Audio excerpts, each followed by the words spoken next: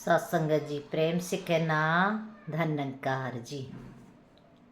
सदगुरु माता सुदीक्षा सविंदर हरदेव जी महाराज की जय। सत्संगत जी, आज हम सभी बहुत खुश नसीब हैं, सदगुरु के चरणों में जुड़े हैं। सदगुरु की कृपा से ही इस प्रभु परमात्मा ब्रह्म की हमको प्राप्ति हुई, क्योंकि ये इंसानी जीवन मिलाई इसलिए है। कहते हैं मानुष का जन्म होतन बारंबार, कि बार बार ये जन्म नहीं मिलता, मिलता है तो सिर्फ एक बार मिलता है। 84 लाख योनियां भोगने के बाद में जब एक बार इंसानी जीवन इस जीव आत्मा को प्राप्त होता है, तो इसीलिए प्राप्त होता है कि इस ब्रह्म प्रभु परमात्मा को जान करके इसकी भक्ति करने के लिए, इस आत्मा की मुक्ति करने के लिए। क्योंकि ये आत्मा जन्मों जन्मों से भटकी हुई, आज इसे ये ब्रह्म प्रभु परमात्मा की प्राप्ति हुई तो सद्गुरु की कृपा से हुई। क्योंकि कहते भी हैं कि मनुष्य का जन्म मिलता ही इसलिए है कि परमात्मा की प्राप्ति कर सकें, कि अपनी मुक्ति कर सकें। मुक्ति तभी हो पाती है जब हम किसी संत सद्गुरु की शरण में जाते हैं, अन्यथा तो ये जीवन अंधेरे में ही गुजर जाता है, अहंकार में गुजर जाता है। इंसान को इस तरह का अहंकार, किसी को जाति का अहंकार है, किसी को धन का अहंकार है, किसी को धर्म का अहंकार है, किसी को अपने मन का अहंकार है, किसी को अपने रूप का अहंकार है।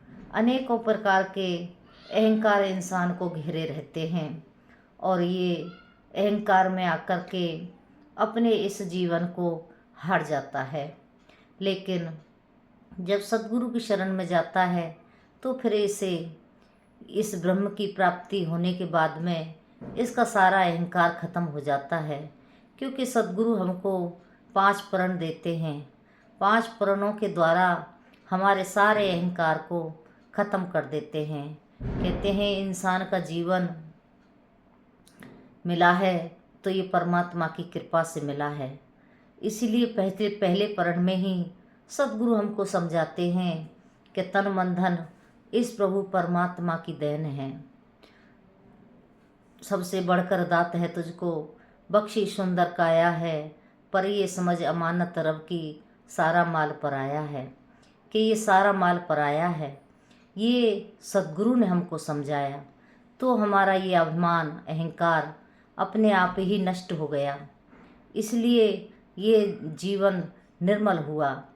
तो दूसरे प्रण में भी समझाते हैं कि जब तन मन धन तेरा नहीं है, परमात्मा का है, तो परमात्मा की तो कोई जाति नहीं है, फिर तेरी जाति कहाँ से आई। जात वात के झगड़े कैसी लोकाचारी है, ब्राह्मण क्षत्रिय वैश्य हरिजन प्रभु की रचना सारी है। कहते हैं सारी रचना एक प्रभु परमात्मा ब्रह्म की है।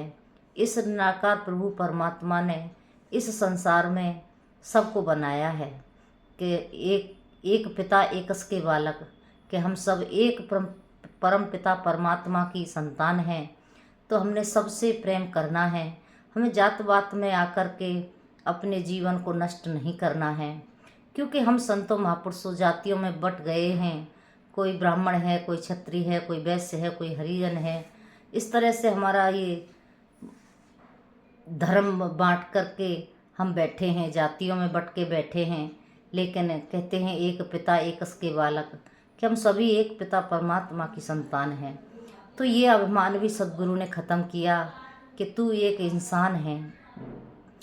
तीसरे प्रण में कहते हैं खान पीन है तन की खातिर, रूह का इससे कोई संबंध नहीं।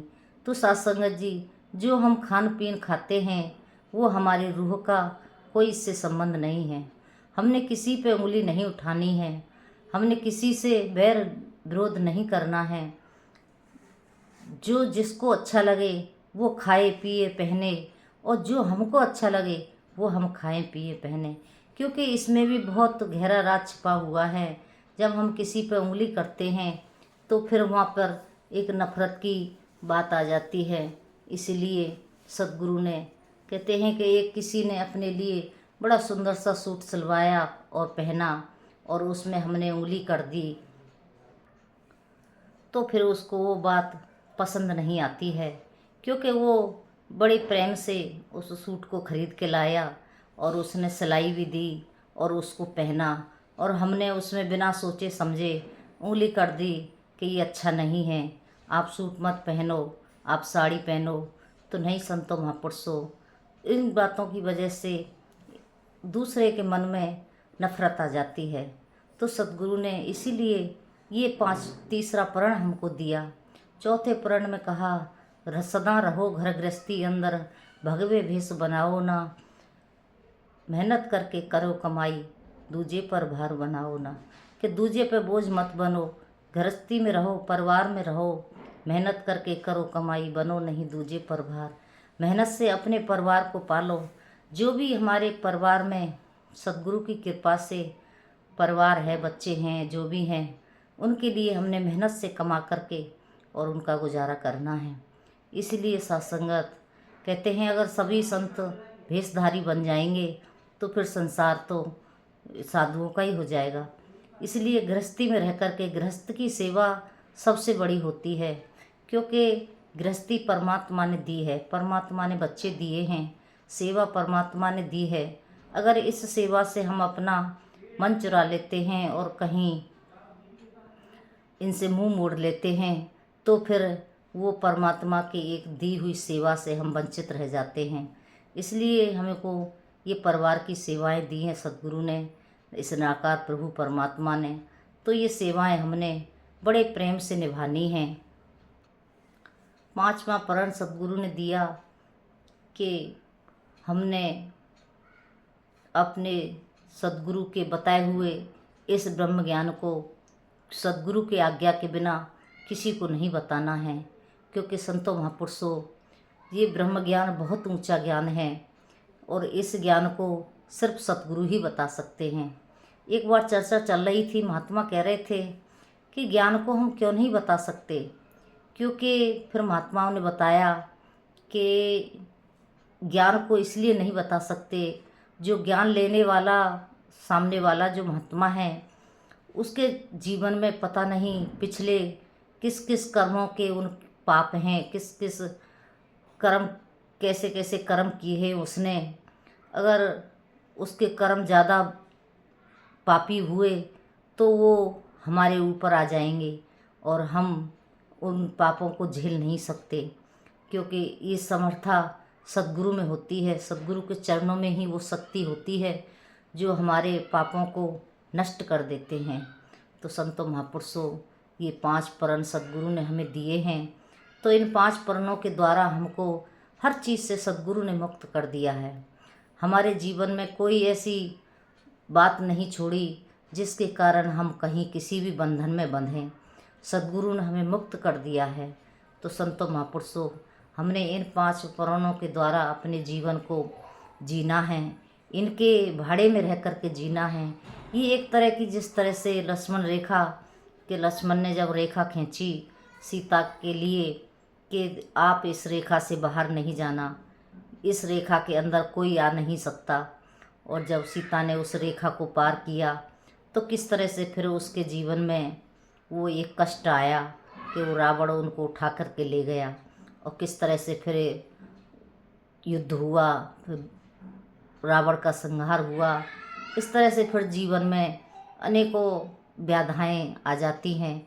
हमने कभी भी इन 5 प्रणों का उल्लंघन नहीं करना है। इनके द्वारा ही हमने अपने, इनके अंदर रह कर के ही अपने जीवन को जीना है। जैसे सदगुरु ने कहा है, एक भक्त का जो जीवन होता है वो सदगुरु की भक्ति पर निर्भर होता है कि हम सदगुरु की भक्ति किस तरह से करते हैं, हम किस रूप में सदगुरु को लेते हैं। क्योंकि कहते भी हैं कि सदगुरु के साथ हमारा एक ऐसा रिश्ता बन जाए जो एक अटूट रिश्ता होते हैं, जैसे बहन भाई का रिश्ता, बाप बेटे का रिश्ता, माँ बेटी का रिश्ता, या फिर एक पति पत्नी का रिश्ता, एक ननद भाभी का रिश्ता। ये रिश्ते इतने अटूट होते हैं कि ये कभी तोड़ने से भी नहीं टूटते। इस तरह से ही सद्गुरु के साथ भी एक रिश्ता हम ऐसा बनाएं, या हम इसको अपना भगवान बनाएं, अपना मित्र बनाएं, अपना सखा बनाएं, अपना मालिक बनाएं, जो भी हमें उचित लगे, एक रिश्ता इसके साथ हम कायम रखें, जिसके द्वारा हमारी ये भक्ति अटूटता के साथ जुड़ी रहे। तो साथ संगत जी, दासी इन्हीं शब्दों से क्षमा चाहती है, और जो कोई वचनों में कहीं गलती रही हो, भूल रही हो, तो दासी को बख्श लेना, माफ़ कर देना, क्योंकि करने वाला सद्गुरु है। सद्गुरु ने हमको ज्ञान दिया है, सद्गुरु ने हमें सिखाया है कि हमें अपने जीवन को किस तरह से जीना है, किस तरह से अपने जीवन का कल्याण करना है। हमने 5 प्राणों के भीतर रह कर के ही इस परमपिता परमात्मा की भक्ति करनी है, और 5 प्राणों को हमेशा याद रखना है। महात्मा कहते हैं कि अगर हमारा पहला प्राण ही निभ जाए, तन मन धन प्रभु परमात्मा का ही समझ के अगर हम इस्तेमाल करें, तो फिर 4 प्राण अपने आप निभ जाते हैं, क्योंकि पहले प्राण में ही सद्गुरु ने सारी बंधन तोड़ दिए और इस आत्मा को मुक्त कर दिया। तो संतों महापुरुषों, सद्गुरु ने इतना सुंदर ज्ञान दिया है, और इनके ही द्वारा हमको इस 5 प्राणों के भीतर रह कर के ही इस भक्ति को करना है। समागम की बहुत बहुत सभी संतों को बधाई। समागम आ रहा है, हम सब ने समागम में जा कर के सद्गुरु के दर्शन करने हैं, सद्गुरु का आशीर्वाद प्राप्त करना है। चाहे कोई सेवा के रूप में जाए, चाहे कोई सत्संग के रूप में जाए। कहते हैं चाहे सेवादार महात्मा हों, सत्संग वाले महात्मा हों, सद्गुरु सबके लिए रहमत लेके बैठे होते हैं, और सबको बराबर भरपूर रहमतें देते हैं। तो संतों महापुरुषों, हमने सद्गुरु के भाड़े में रह कर के अपने जीवन को जीना है, और समागम खुशी खुशी आनंद में संतों के दर्शन, कहते हैं देश विदेशों से वहाँ ऋषि मुनि आते हैं, जिनके दर्शन मात्र से ही हमारे जन्मों जन्मों के पाप कट जाते हैं। कहते हैं ऋषि की जब दृष्टि पड़ती है तो सोए हुए भाग भी जग जाते हैं। तो दासी इन्हीं शब्दों से आपसे क्षमा चाहती है, बख्श लेना, माफ़ कर देना, प्रेम से कहना, धन्यकार जी।